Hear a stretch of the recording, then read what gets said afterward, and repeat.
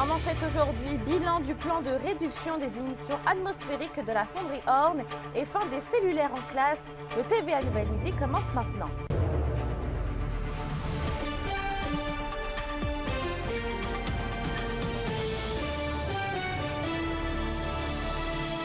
Bon midi et bienvenue parmi nous. Cela fait maintenant 1 an que la fonderie Horn a dévoilé son plan de réduction des émissions atmosphériques et l'heure est maintenant au bilan. André Glencore affirme avoir accompli un travail remarquable en lien avec son plan. Voilà, Mélissa, notamment avec son projet de modernisation, le AERIS, situé directement sur le site de l'usine. Il y a d'ailleurs une visite qui a eu lieu cet avant-midi qui devrait se terminer dans les prochaines minutes pour montrer ce vaste chantier. Des nouveaux bâtiments qui ont donc été érigés au cours des derniers mois. Il y a aussi des campagnes géotechniques, mais des activités de remblai. La fin du chantier, la mise en service qui est prévue pour 2028, soit dans 5 ans. Au projet AERIS s'ajoute l'ajout de 4 nouveaux dépoussiéreurs, le pavage de voies de circulation, ainsi que la construction d'un dôme pour entreposer du concentré de cuivre. La fonderie qui affirme que ce sont 93% des projets de transition qui sont réalisés en ce moment ou en voie de l'être. Et selon Glencore, ces efforts qui ont un impact considérable sur les émissions atmosphériques de la fonderie Horn. On donne l'exemple de la station légale située la plus près de l'usine.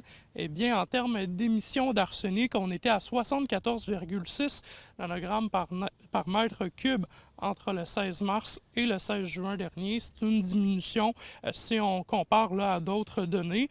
Et avec l'ajout récent de dépoussiéreurs, la fonderie Horn qui pourrait atteindre la cible de 45 nanogrammes d'arsenic par mètre cube dans l'air au cours de l'an prochain. Oui, puis par ailleurs, André, la fonderie Horn procède actuellement à la décontamination du terrain de l'école Notre-Dame de Protection qui est située tout juste près de l'usine. Hein?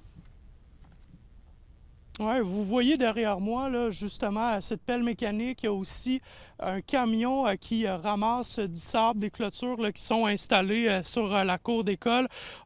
Justement, on remplace tout ce qui est du terrassement de la cour d'école. Et ça, cette décontamination, Mélissa, c'est dans le cadre du programme volontaire de caractérisation et de travaux des travaux de sol, oui, du quartier Notre-Dame. Souvenez-vous, il y a quelques semaines, la direction de santé publique qui avait dévoilé qu'une 50aine de terrains dans le quartier Notre-Dame devait être décontaminé en raison d'une trop forte présence de métaux lourds en provenance de la fonderie. Donc, les travaux à l'école Notre-Dame de Protection qui vont durer 1 mois, ça a débuté vendredi. La cour d'école qui sera fermée lors de la rentrée des classes pour les élèves, mais on prévoit tenter de faire les travaux le plus rapidement possible pour réouvrir une partie d'ici quelques jours. Et la fonderie qui assure mettre en place tout ce qu'elle peut en termes de mesures, oui, pour protéger les élèves, assurer leur sécurité. Ma collègue Sophie Média-Villard-Rivard vous revient au TVA 18h avec un reportage complet sur ce bilan annuel de réduction des émissions atmosphériques de la fonderie, mais aussi des images, des réactions à ce vaste chantier de modernisation AERIS. Ouais, ça ne pas manquer. Merci André. On va en éducation. Le ministre Bernard Drinville annonce la fin du cellulaire en classe. Une directive interdisant les téléphones intelligents dans les locaux destinés à l'enseignement va être acheminée dans les réseaux scolaires d'ici peu. Par contre, la consigne du ministre de l'Éducation ne va pas interdire complètement l'utilisation des appareils mobiles personnels à des fins pédagogiques. Les établissements scolaires devront établir la façon de proscrire les téléphones en classe. Et ce qu'on peut dire, c'est que la population semble plutôt divisée sur cet enjeu. C'est une excellente idée. Ça n'a pas sa place dans les écoles. Là. Dans mon temps, on n'avait pas, puis on n'est pas mort. Ça pourrait servir beaucoup aux jeunes aujourd'hui. Puis l'interdiction, ça les encourage aussi à le faire en cachette, à les amener en cachette en classe. Donc je trouve pas que c'est nécessaire. C'est une distraction, je pense que ça peut être quand même une bonne idée, soit genre de le laisser dans la case ou quelque chose comme ça. Là. Je pense que ça peut pas donner tant que ça de négatif pour le secondaire. Et à la question du jour, on vous demande, êtes-vous pour ou contre les téléphones en classe? Pour voter, rendez-vous sur la page TVA Abitibi-Témiscamingue.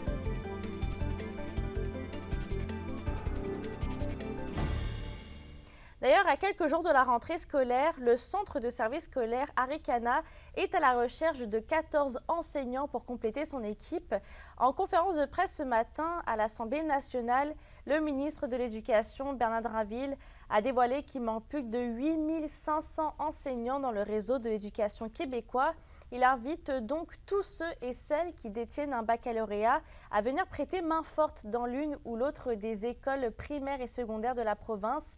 Dans la région d'Adière, on rappelle que les centres de services scolaires sont toujours à la recherche de plus d'une vingtaine d'enseignants pour combler soit un poste ou un contrat. Allons dans le secteur minier maintenant. L'Institut national des mines a déposé un avis au ministre de l'Éducation pour mieux valoriser la diplomation en formation professionnelle par la reconnaissance des acquis et des compétences. Et étant donné que le Québec est marqué par une pénurie de personnel qualifié, cet avis met en lumière deux éléments fondateurs.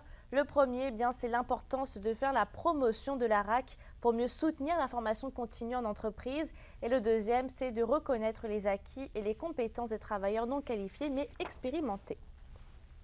Dans un autre dossier, l'Université du Québec en Abitibi-Témiscamingue a profité de son traditionnel déjeuner de la rentrée auquel les membres du personnel ont été conviés hier pour lancer officiellement les célébrations du 40e anniversaire.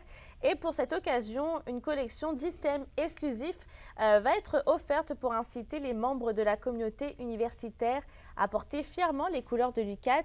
Plusieurs activités vont se dérouler également tout au long de l'année universitaire, dont un rendez-vous spécial le 19 octobre prochain. Parlons logement. Le Front d'action populaire en réaménagement urbain craint que le sommet national sur la crise du logement envisagé par le gouvernement libéral ne représente qu'un moyen de gagner du temps.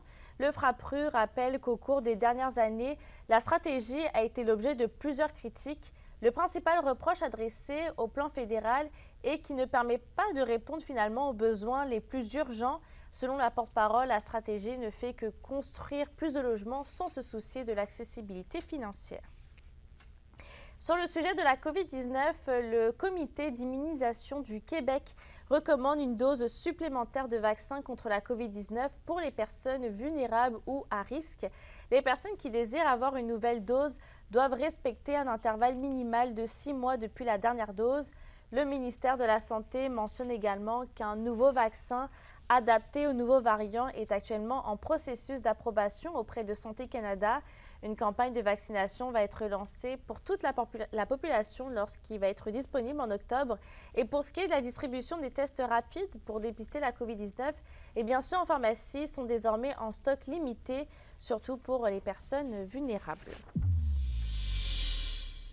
On vous en parlait lundi, le tournoi senior de balle-molle de la Nation CRI va se tenir à Gatineau cette année et non à Val-d'Or.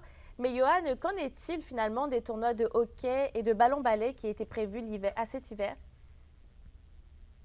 Bien, on attend une décision là, en fait, dans ce dossier-là. Encore une fois, pour ce qui est du tournoi senior de hockey et de ballon-ballet de la Nation CRI, il pourrait être déplacé lui aussi du côté de Gatineau. Vous vous souvenez, là, peut-être l'hiver dernier, on avait parlé qu'il y avait une petite problématique en ce qui a trait aux chambres d'hôtel. Non seulement la disponibilité, mais le coût également de celles qui l'étaient, qui avait causé là, certaines rumeurs comme quoi le tournoi de hockey et de ballon-ballet de la Nation CRI pourrait être déplacé ailleurs. On parlait de Gatineau. Eh bien, maintenant, il y a une offre qui est sur la table pour amener cet événement-là dans la ville de Gatineau, l'événement qui quitterait donc Val-d'Or à l'image du tournoi de balle-molle qui devait avoir lieu plus tôt cet été et qui aura lieu donc là, au mois de septembre du côté de Gatineau, comme je le mentionnais. Il y a une petite problématique, par contre, qui fait que la décision n'est pas encore officielle. Et là, je vais vous laisser entendre le vice-président de l'Association des sports et loisirs, Riu-Iché Charles Lester. C'est que cette date qui est offerte par Gatineau, bien, c'est en plein milieu du temps des fêtes. If we do go ahead and accept their offer and move the tournament in Gatineau, and next year they'd have better dates for us. And that's something that's a decision that the board has to make. And that's what we need to consult with our teams from up north, and if they're willing to travel during Christmas holidays. Et un point sur lequel M. Hester veut insister, c'est que la décision de déplacer les événements de la Nation Cree n'est pas une décision politique. Ce n'est pas une question de frustration envers la ville de Val-d'Or. C'est simplement le fait que bien, les événements sont rendus trop gros. Depuis plusieurs années maintenant, l'association doit refuser l'inscription de certaines équipes. Il y a des équipes aussi qui doivent se désister parce qu'elles ne peuvent pas se loger durant ces événements-là. Donc, les membres demandent là, depuis quelque temps que les Cris trouvent un endroit plus grand, avec une plus grande capacité d'accueil, d'où la réflexion là, quant à l'avenir de ces événements-là à Gatineau. Je vous laisse à nouveau l'entendre, M. Hester, là, qui insiste, comme je le disais, sur ce point-là. It has nothing to do with boycotting Val-d'Or. It has nothing to do with politics. That's not our reason for moving the event. It's strictly to answer to the needs of our people. Like I said, our people have been asking for this for a while now. They want to be part of the event. Et en terminant, Mélissa, là, on note que ce sont seulement les événements seniors qui sont visés par ce déménagement-là. Les événements pour les mineurs, pour l'instant, vont demeurer à Val-d'Or dans tous les sports. Merci beaucoup, Johan. Dans le milieu culturel, l'artiste originaire de Val-d'Or, Stéphanie Gontier, va être présente au marché public de Rouyn-Noranda aujourd'hui. Elle va recueillir la contribution des gens concernant l'œuvre collective Murmure identitaire au kiosque de la ville de Rouyn-Noranda, qui est situé dans le stationnement de l'aréna Jacques-Lapérière. À la météo aujourd'hui, le soleil va continuer de jouer à cache-cache dans la région. On va avoir une alternance de soleil et de nuages avec un 30% de probabilité d'averse. Et côté température, on va faire un maximum de 24 degrés. Pour ce soir et cette nuit, ça va être partiellement nuageux. Il va faire un minimum de 11 et 14 degrés. C'est complet pour ce midi. On se retrouve ce soir notamment pour le reportage de notre collègue Sophie Mediavilla-Rivard qui nous amène sur les installations de la fonderie Horn. D'ici là, bonne journée et à tout à l'heure.